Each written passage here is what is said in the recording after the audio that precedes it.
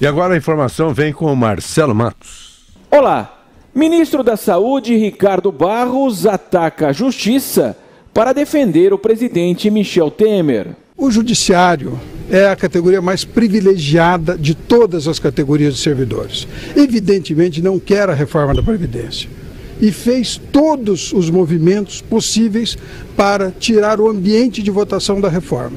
É uma articulação, é um jogo corporativo, é um jogo de interesses que nós estamos visualizando dia a dia. Para nossa sorte, a opinião pública não concordou com a manobra, não aceita a delação superpremiada, quer os bandidos na cadeia. O governo está com a sua base articulada, recebeu a denúncia da Procuradoria, estuda a denúncia e, evidentemente, fará a sua defesa ou cabe à Câmara dos Deputados julgar se aceita ou não a denúncia. Isso é uma articulação política para a qual o presidente Temer tem toda a qualificação, foi 3 vezes presidente da Câmara, sabe perfeitamente como conduzir essa votação e vimos a CNI se manifestando ontem de que os empresários querem trabalhar, o Brasil precisa trabalhar, todos nós precisamos continuar as nossas vidas e a turbulência política precisa deixar de afetar a vida das pessoas. É isso que nós estamos fazendo, não há um descolamento, portanto, da crise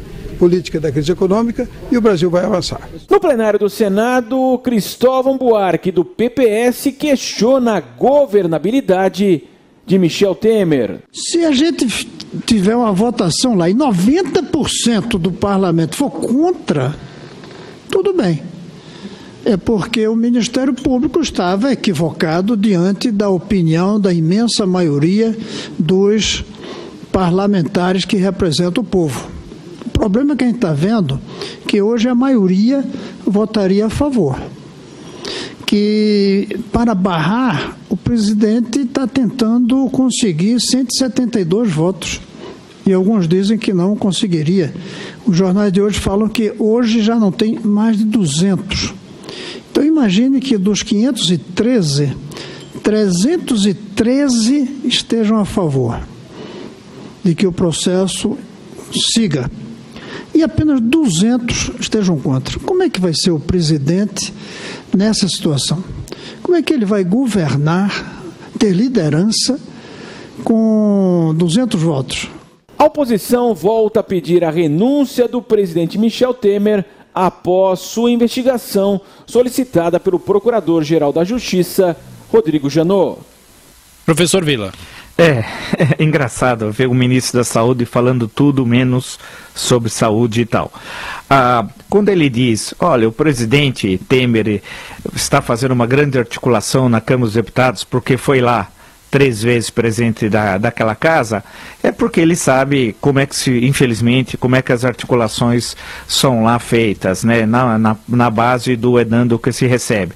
Agora, o discurso que ele fez ontem e os parlamentares que foram apoiar foi irrelevante. Quase todos eram do baixo clero, em pequeno número também, e que não tem a mínima expressão política naquela casa tal. A ideia conspirativa é interessante como se constrói versões, né, do presente. Ricardo Barros diz que o judiciário é uma conspiração contra Temer, porque o judiciário não quer a reforma da Previdência porque é um poder que tem privilégio. Não tem relação entre um fato e outro.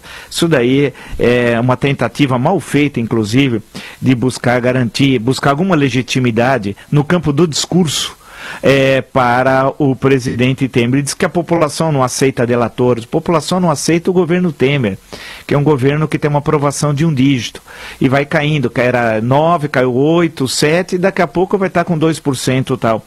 E é interessante quando faz a afirmação, ele se reporta à CNI, e diz que o Brasil precisa trabalhar, mas todo mundo acha que o Brasil precisa trabalhar. Apurar a corrupção não paralisa o trabalho, ao contrário, cria as condições para que se trabalhe melhor e mais pessoas possam voltar ao mercado de trabalho, os 14 milhões de desempregados, por exemplo.